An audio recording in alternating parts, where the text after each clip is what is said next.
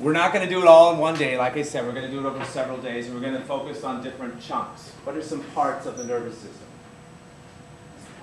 Spinal cord. Brain. Brain, good. So, I'm sorry?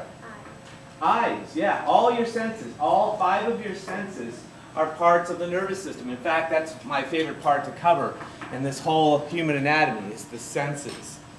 And we'll be doing a number of lectures on those, helping you to remember the parts and how they work. But we'll take the brain a little bit more tomorrow, head up please, and we'll focus on the nerves and how they work more today, okay? So first thing I'd like you to consider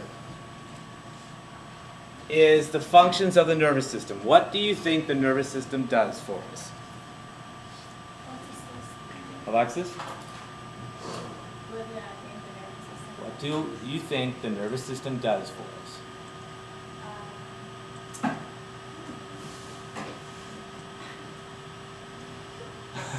Well, just think about the parts we identified just now.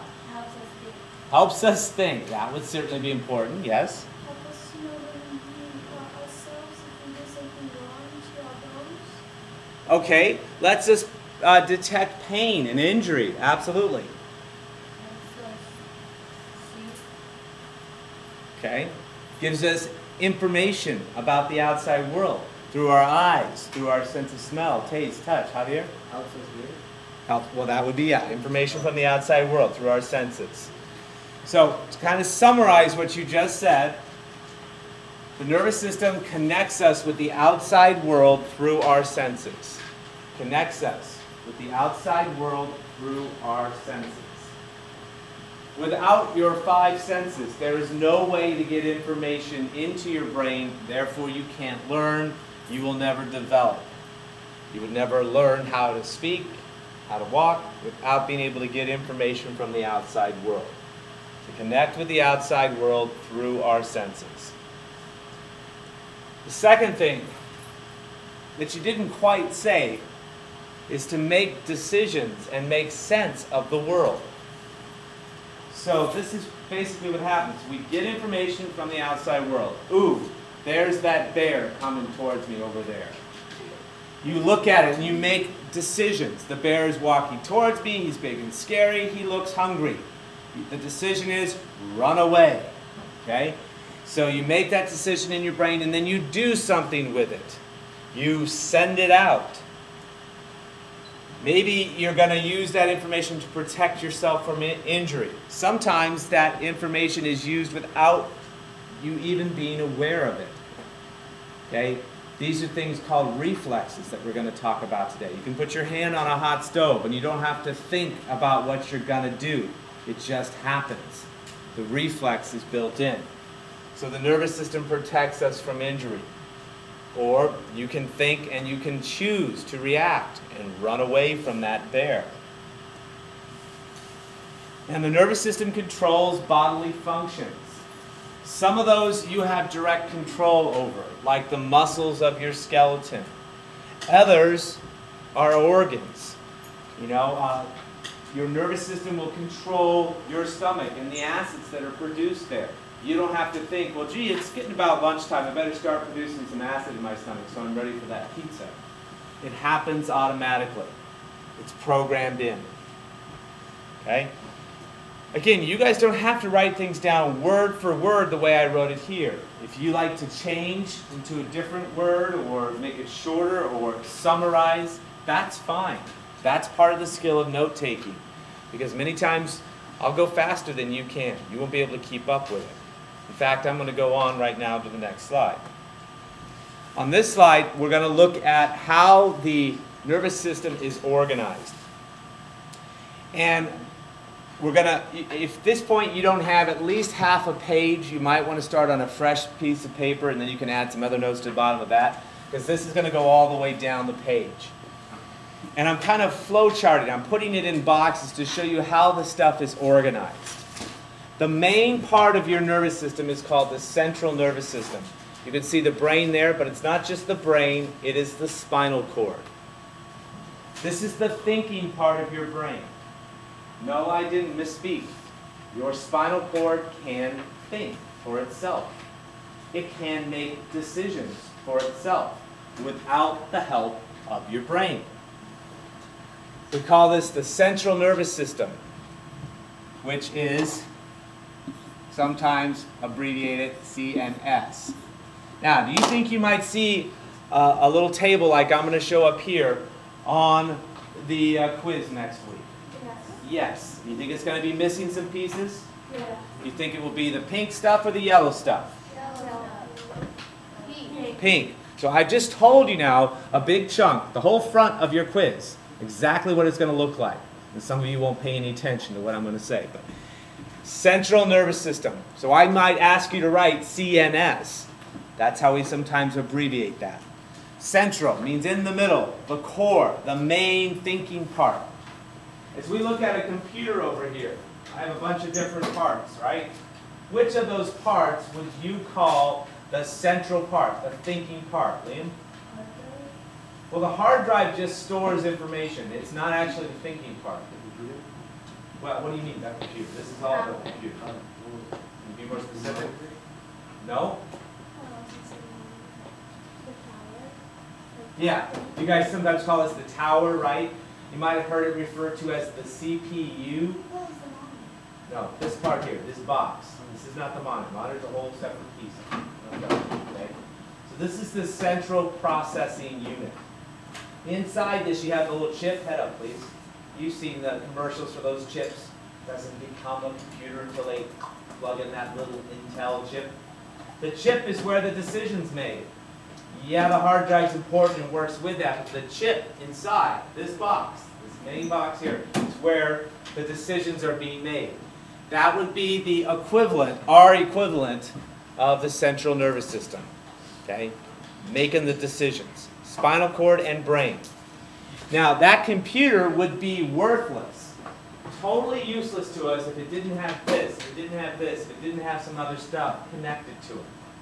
Some of these things connected to the computer are inputs, send information into the brain, and some are outputs, carry the information back out. Can somebody give me an example of an output for this computer? The monitor, okay? You can be typing away on a little box, all happy, without a monitor to see that what you're doing is what you want. It's pretty much useless, right? Or maybe you have a computer and a monitor, but you don't have a printer.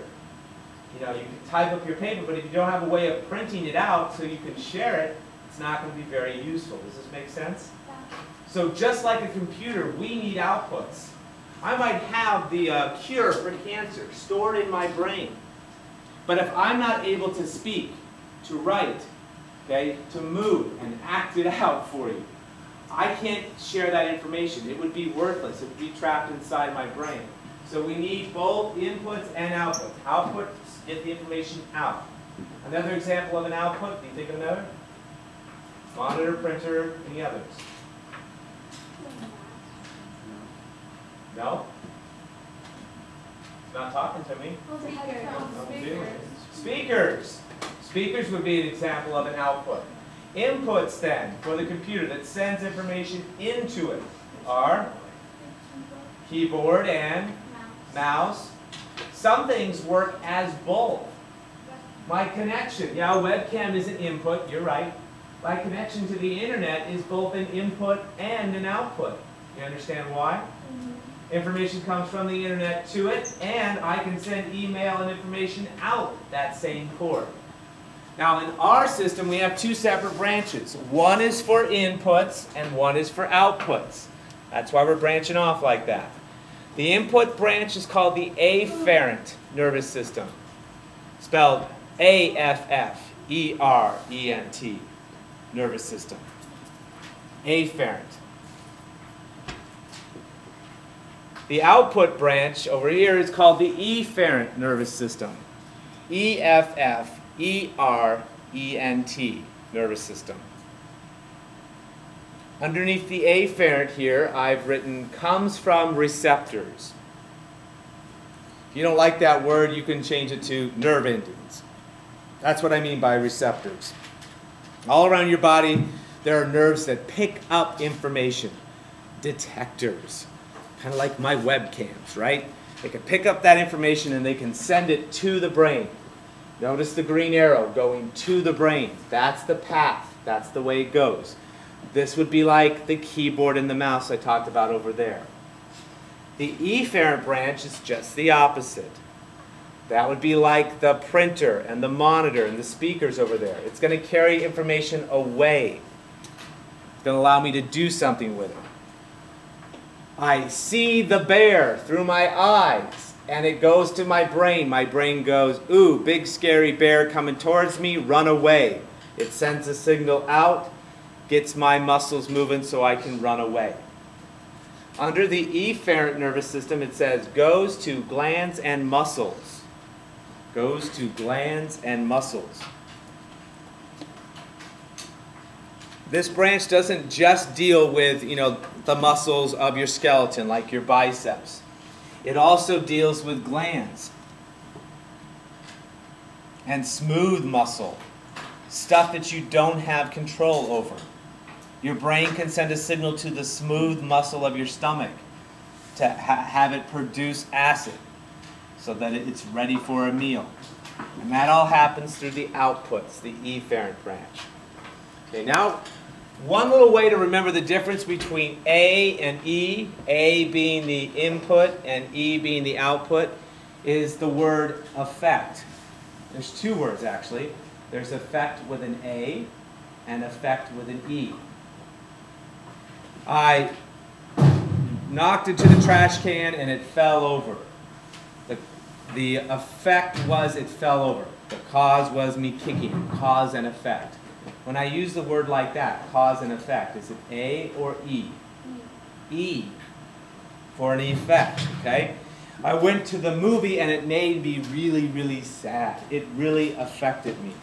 A or E? A. That word should begin with an A. That movie, that sad movie, sent a signal to my brain. It made me sad. The movie affected me, and the effect was I cried. A or E? The effect was I cried. E. I cried. Output, right?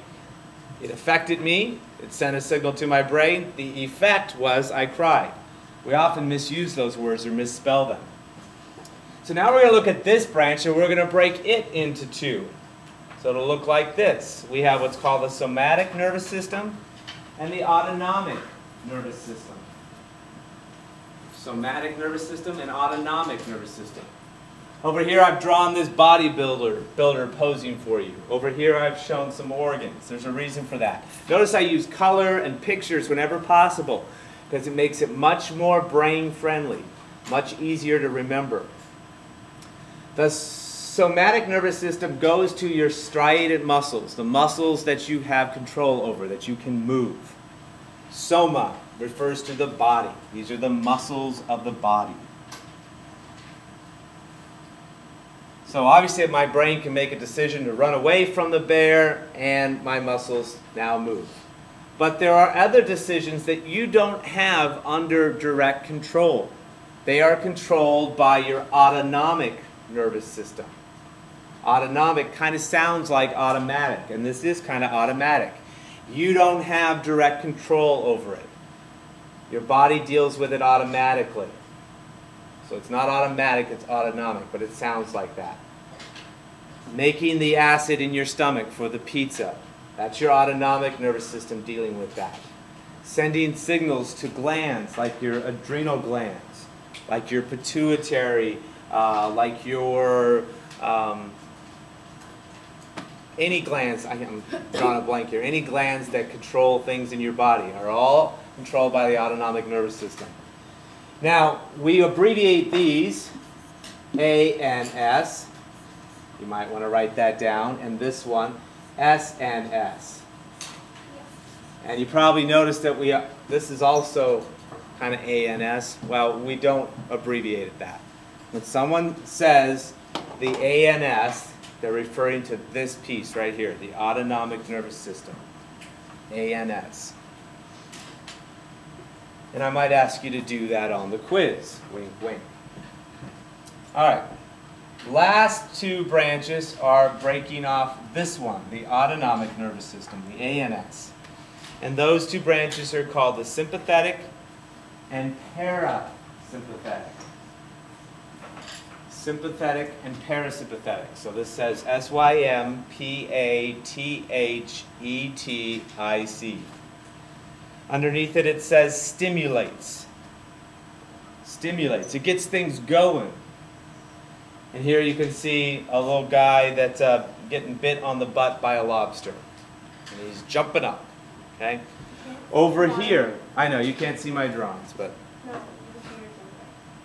Oh, sorry. That's why I spelled it out for you. Sympathetic. SYMPATHETIC. Sympathetic branch stimulates. STIMULATES. The parasympathetic branch, this one over here on the right, does just the opposite. PARASYMPATHETIC. It inhibits. It brings you back down. Calms you down. Okay? No. Get it from someone else. I'll spell it twice now.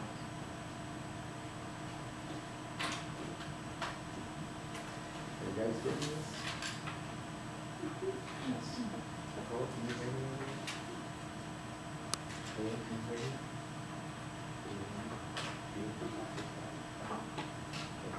There's something that's really interesting.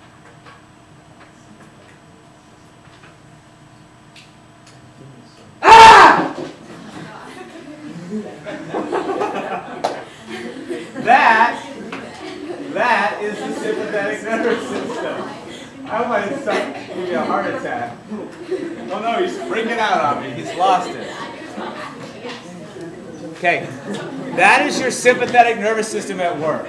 Now I can come over here and I'll feel your heart rate, and I'll bet it's going pitter-patter right now.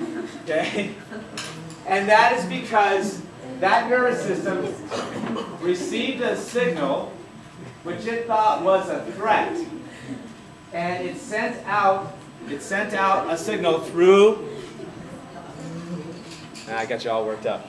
So you got information from your afferent branch, right? It went to your brain and it said threat, threat, and that sent a signal out through the efferent autonomic nervous system, sympathetic nervous system, and said, get you going. It sent actually a signal directly to your adrenal glands. The adrenal glands produce this stuff, adrenaline, that runs through your system that gives you increased heart rate, you breathe faster, you get more blood to your muscles, and it prepares you for one of two things. This is called the fight or flight response. Heard of this before? No. When an animal is threatened, they choose one of two things. Either I'm going to fight to defend myself, or I'm going to run away. That's the flight part. That doesn't mean they go and get on the internet and book a flight someplace. Okay? It means they run away. So you are the same as an animal in that respect. You will either fight when trapped in a corner, or you'll try to escape. Either way, you're going to need energy. You're going to need a lot of blood going to your muscles. Okay? And adrenaline does that for you. Adrenaline is the thing you hear the stories about, the mom that lifts the car off of her child and she has the superhuman strength. You've heard these before? Yeah. Well, it really is true that when you have adrenaline, you have an extra boost. Sometimes you get it in sports. You get all pumped up, you know, you get in the circle, you start getting yourself all worked up and yelling and screaming. Gets the adrenaline going. You go out and you make that first hit, and then you really feel good, right? Gets you going. Well, this is the exact same thing. Someone says, I'm going to kick your butt after school. I'm going to cut your head off and feed it to you. It's kind of hard to do because you got the head. Anyway, that might get you really worked up. It might create a sympathetic response. Heart goes pitter-patter. Your heart rate goes up. You're not going to be paying much attention in school because you're going to be thinking about surviving after school. Am I going to run or am I going to fight? So after school, you run away. You run home and you sit on the couch and lock the door and you know you're safe now. You can eat your Cheetos and watch TV. You now can calm back down. Thank goodness we have the parasympathetic nervous system. That's already kicked in for most of you. Hopefully your heart rate's gone back down. You're not afraid that I'm going to blow anything up and jump up behind you. So you calm back down. And I won't frighten you anymore today. Okay? Today. Yeah, that was my only promise, just today, okay? That's the parasympathetic. And sometimes it works too well and gets you going to sleep, okay? Which is what I have over there, a kid sleeping on the desk. All right. This is a neuron. Now we're going to look at the equipment itself. You saw how they're organized. Well, what do you think? Yeah, you want to draw this. Okay?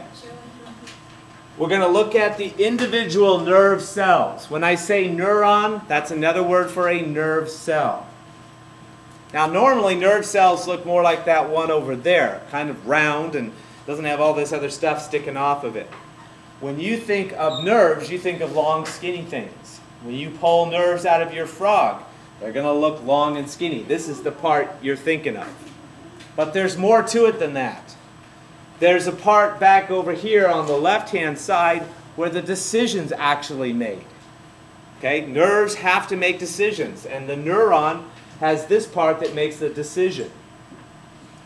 So I'll give you the names here in a second, but basically what happens with a nerve cell is they get information through these little fibers. The signal comes in. The decision's made by this part, and then it sends that signal out along the long skinny thing here to these little fibers at the end. Now, those little fibers could go to a muscle and make the muscle move. Or they could go to another neuron and pass it on again and again. So nerves can be connected to more than one. A neuron could be connected to 50 different other neurons through this whole network. That's kind of what happens in your brain. It's a whole network of nerves connected to one another. You can see on this side where the signal goes in, there's a whole bunch of different places to pass that signal into the neuron. And on this end, where it goes out, it can go off to a whole bunch of other different neurons. So the names you need to know and what they do are the cell body. This is the thinking part of the neuron. And although it may not mean a lot to you right now, it's generally gray in color. You might want to write that. Thinking part, gray in color.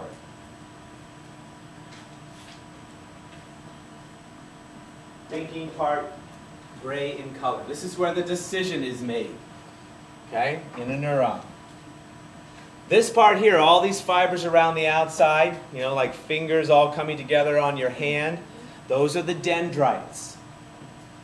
The dendrites are the inputs, so you would write inputs next to this one. And that's one way you can remember it. It's got I in the word for inputs. The signal is going to come in here. So whether it's coming from your eyes, your ears, one of your senses, or maybe it's coming from your sense of touch, from an organ, a signal like that, it's going to come in, the cell body's going to make a decision, and it's going to send it out along this long, skinny thing. The long, skinny thing is called the axon. Axon has an O in it. O for output. It's going to send the signal out. O for output.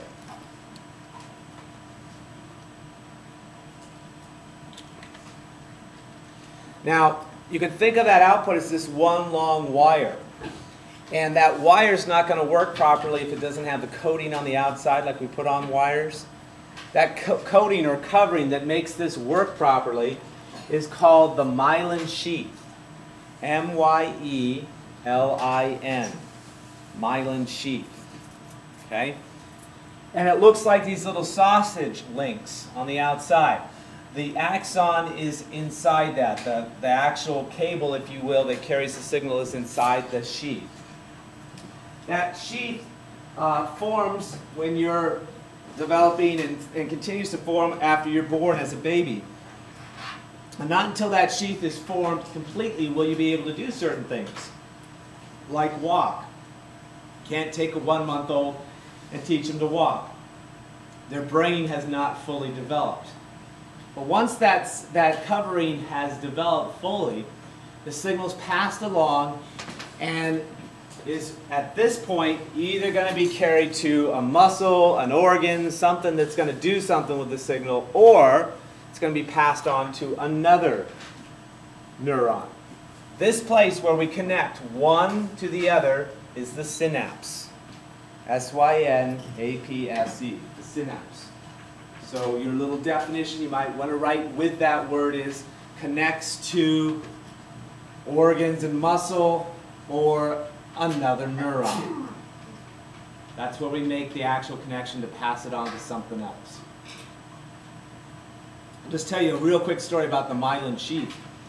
If I were to take away your myelin sheath, you would notice it in a very short period of time. There was a movie by that had Nick Nolte in it, a true story about a father who was a lawyer and had a son who was, like most of you, athletic, involved in lots of different activities, running around. And he was, I don't know, 8 or 9 at the time that this happened. Head up, please.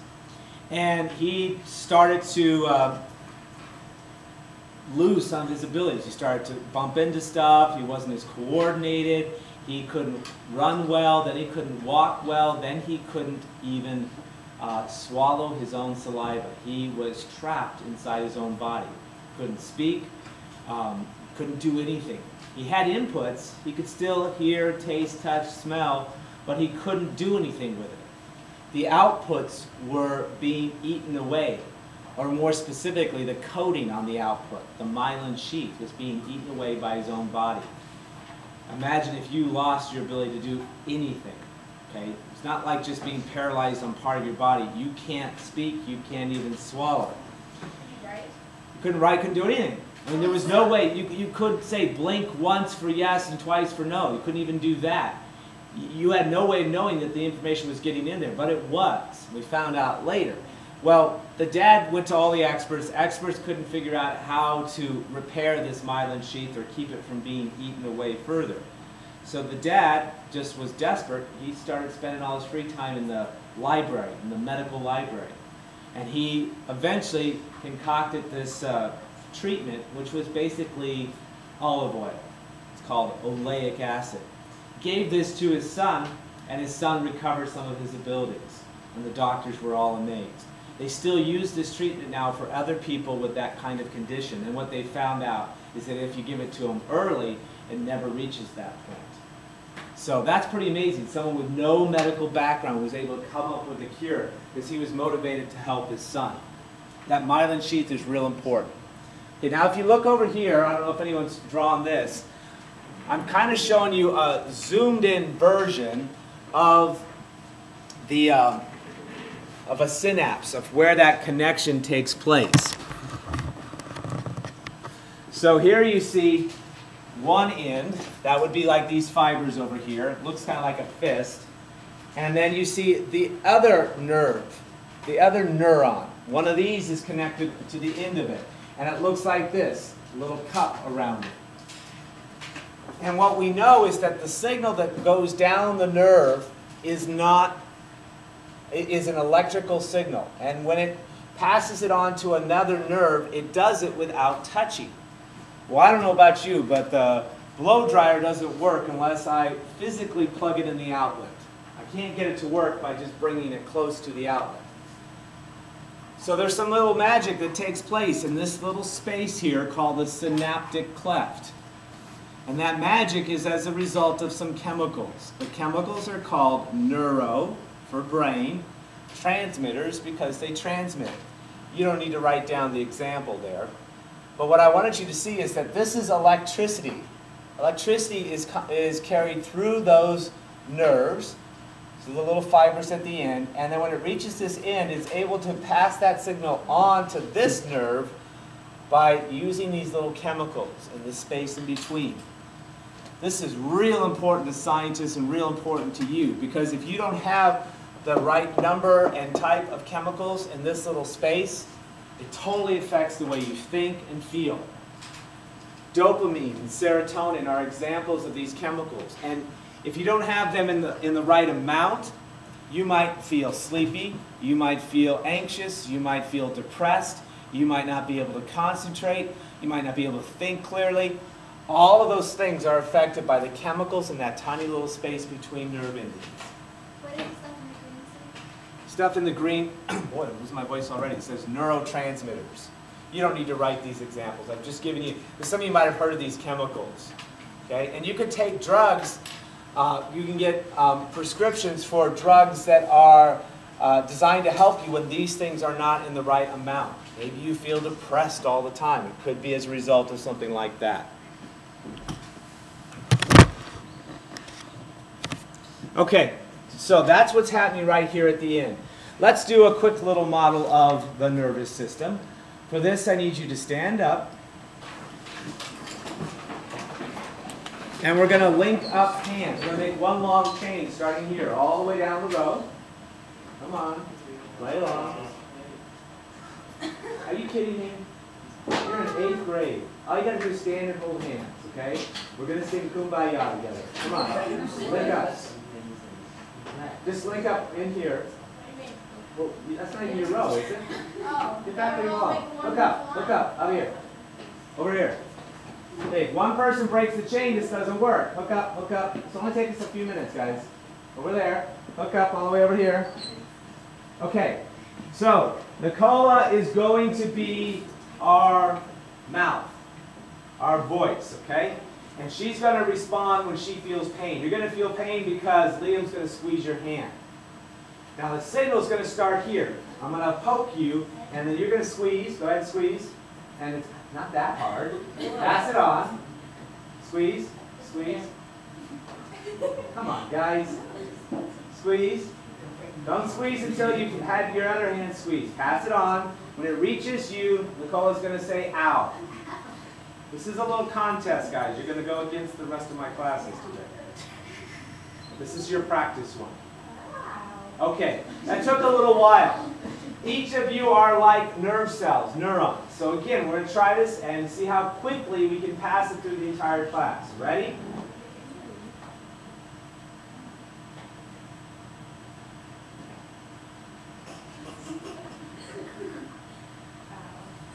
.22. Have a seat. Well, you tell me. First period is a lot bigger than this class, by the way. And they did it in 7.9. They were live. So, fortunately, that signal, because it's passed on with electricity, goes a lot faster. And you guys wouldn't make a very good set collection of nerves. Because if that was, ooh, I put my hand on the burning stove, and that's the ow, 9 seconds later, okay, we've already toasted our hand. So fortunately, we have nerves that work a lot faster than that. But what I was doing that for is so you would see that you work just like a neuron. You have the part, your body, your brain, that makes the decision, right here. You have the part that receives the signal, that was one hand, receives the signal, and then you have the part that carries it away, that was the other signal, and passes it on to another neuron. Now, can you imagine, could we have made 2 branches? Yeah. We could have had 2 people, or 3 people holding hands in one spot, and we could have gone off in 2 different directions and had a race, or 4 different directions. You see what I mean? Can we do it? Well, if we had time, we would. Maybe tomorrow. Okay? So we've got these, have the ability of getting a lot more than one input signal and giving out a lot more than one output signal. Now we're going to learn the difference between reflexes and reactions. We use the words as if they're the same a lot, and they're not. A reflex is something that's designed to protect us from injury or perform some basic essential function. Designed to protect us from injury or perform some basic essential function. That was a reflex. You don't look like you thought you did anything, but you did. What was the reflex? He turned his head and he flinched. He closed his eyes. That's a good reflex if you're afraid you're being attacked by insane birds. Oh no, the birds are coming for my eyes. Okay? You want to close your eyes. Unfortunately, you're trying to defend yourself and block what's coming at your face. Closing your eyes is not the best choice. but it is a reflex. We have it built in to protect us from injury. Put your hand on a hot stove. Ow! You pull it away quickly. That's a reflex. Doesn't require thought. It happens automatically. Protects us from injury. A reaction, on the other hand, are things that are at our command. You choose to react. They are at our command. We choose to react. When you look at this guy up here, he's got this cowboy. He got shot in the butt with an arrow. Okay? Two things happen. He screams out something. I'm not saying what he said. I don't know what he said. And his hands go to his butt, to the arrow. Which of those is the reflex? His hands going to his butt, to the point of injury. Just like you cut your finger and goes to your mouth, right? Mom ever teach you that? Yeah. Now, honey, when you cut your finger, you need to suck on it. And that's weird. If you think about it, it's a weird reflex. We cut ourselves and we suck on it. It probably has some value, okay? But whatever he yells out, that's not a reflex, okay? That's a reaction. You get to choose. You go into your little data bank of your brain and you choose the right word and you yell it out. And it may happen real fast. You may not realize that you had a choice, but you did. Okay, if I come up here and I just clock Carissa, and she hits me right back. She can't say, oh, that was just a reflex when I hit him back. Even though it may have happened really quick, you actually had a choice. You made a decision. And you pulled out of your brain, okay, I'm going to make a fist, and then I'm going to throw it at his face because I hate his ugly face. You know, those are all things that you decide to do. That involves the brain. This does not. This reflex is going to be controlled by your spinal cord. Because they are controlled by your spinal cord and don't have to go to your brain, they're very fast. They are hardwired into your spinal cord, and they happen very fast. Reactions, they have to go to your brain, so that's going to slow them down a bit. They can still be fast, like Carissa punching me back. It might happen real quick, but it's not going to happen as quick as it would if it were a reflex.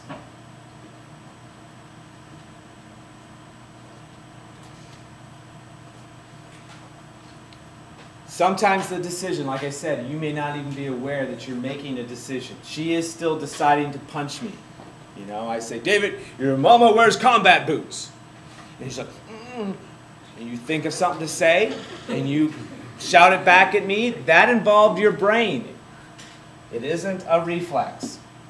Now, you don't have to write down all these examples. I'd like you to know this first one, the patellar or knee-jerk test. But these are examples of each, and hopefully you see the difference here. When you put your hand on a hot stove, a reflex helps you pull it away quickly. We have a reflex for stepping on a tack. Have you ever stepped on a tack and not pushed it all the way through into your foot? Think about that. That is amazing. A tack's only about that long.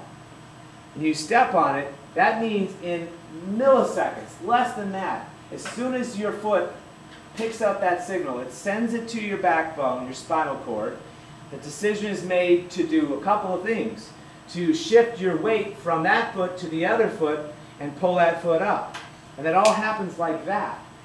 If you had to rely on your brain to do all that, you would step on the tack and you would go, ow! What was that? And you stepped on it back there. Okay? And you would drive it all the way into your foot and take 3 or 4 more steps. Because it's much slower.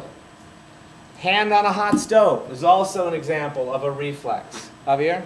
You know that those little things that the doctor used, how they like tap your knee with some kind of hammer? Yeah, you got shorts on? No? Who's got shorts on? Let me. Okay, come on up. Yeah, that is the patellar reflex, Javier. That's exactly it. So hop up here on the counter. This is what they do at the doctor's office.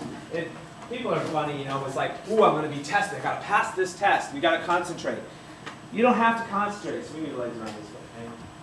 This will work as long as his nervous system is functioning right. This will work. He doesn't have to be awake, paying attention. In fact, when you try to make this work, you screw it up. And the doctor says, don't look over here, look over there. So look over there. So I find his kneecap, I find the patellar tendon, just below, and I tap on it, and he's got, there it is. And there's his reflex. Okay? And what is happening, just real quick, you don't need to know this, is that tendon is yanking on the muscles. The muscles are afraid of being injured. They have sensors built into them. They're sending a signal to his spinal cord. Spinal cord is making a decision to tighten those muscles up to protect them. So it's going zing, zing, real quick. If his brain was involved, I'd hit that, it'd go all the way up, his brain would make some decision, that takes a while, and then it would send it back. And it would happen much, much slower. Okay? That's a reaction. Thank you. Other reflexes are things like the rooting reflex. Try this on a young baby. You touch their cheek, right here. They will turn and start sucking on your finger. That's a reflex. I got news for you. They're not wanting your finger. They're wanting something else that will give them nutrition. Get it? Okay? Another reflex is when you take a baby's foot and you run your fingers along the bottom. At one age, they'll curl their toes. At another age, they'll flare and pull them back. Okay? Not until their brain has been wired right. Remember that myelin? Not until it's been wired right will they have the proper reflex to walk.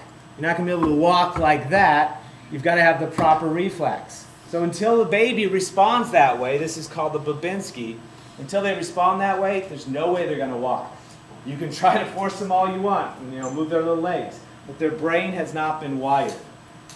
Now, reaction. Whenever you use the English language, or even inappropriate words, whenever you show emotion, experience pain, these are things that are handled by the brain. So those are always going to be reactions.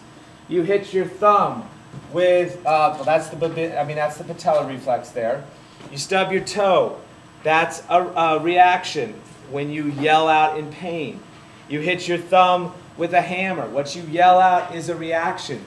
Pulling your thumb away is a reflex. You get the difference?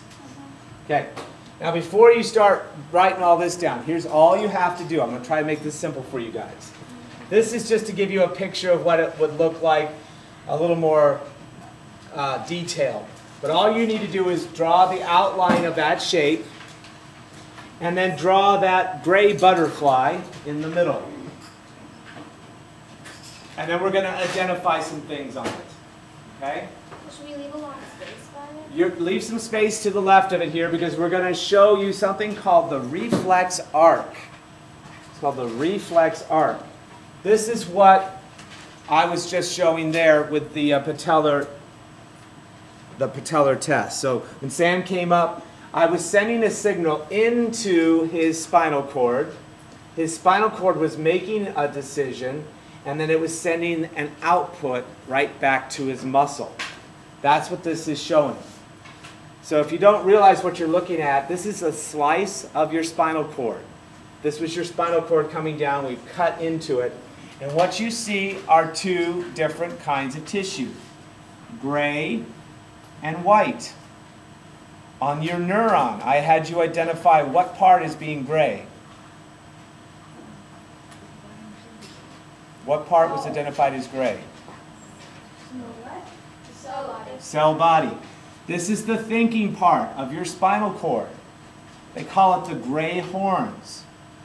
This is the part that carries the signal away. This is the axon part, the white matter. Gray matter, white matter. Okay?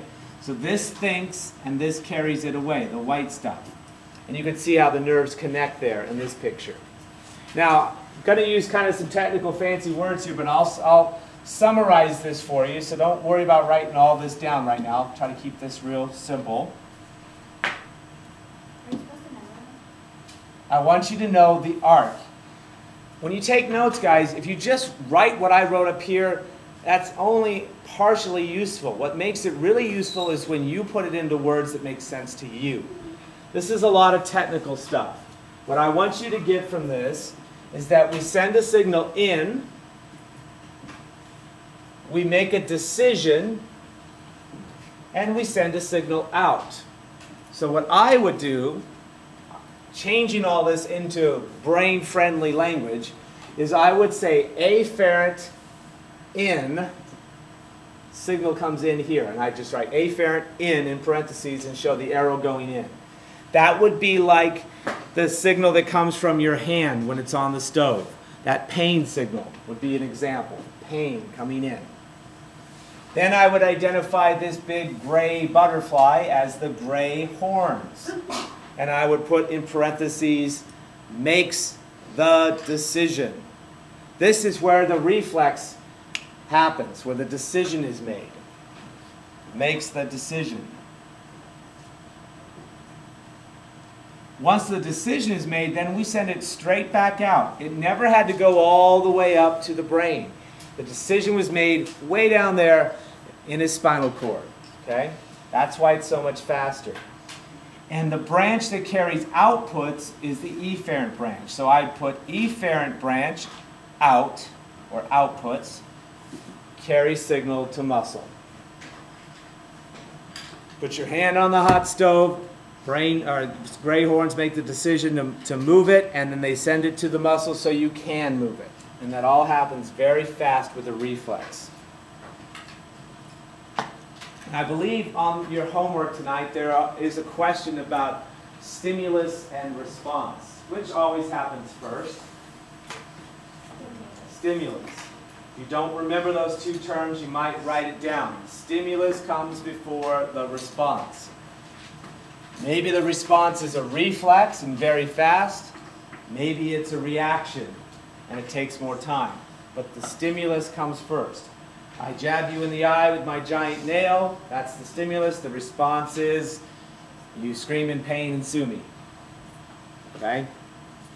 Stimulus always comes first. All right, I'm going to pass out the homework here to you, but I want you to have at least a start of drawing this, because we're going to talk more about the brain tomorrow. If you treat this like a big boxer's glove, okay, you have a thumb part here. That thumb is going to be a different color. You have a front part here, the top, and then the back part. Should we draw it big? I would draw it big, but leave some space around the edges because you're going to be labeling each part and what they do.